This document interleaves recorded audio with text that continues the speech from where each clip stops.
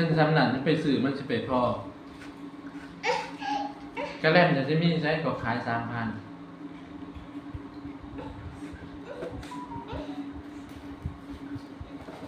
แล้วมันเจอจิ้มเขาจิ้มหยาบเลยข้างล่างพอกินเขาก็กินไปเข้าใจบ่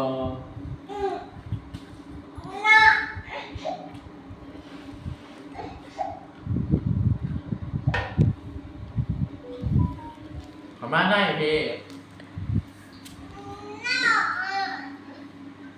มาจะขอไปซื้อไหนครับ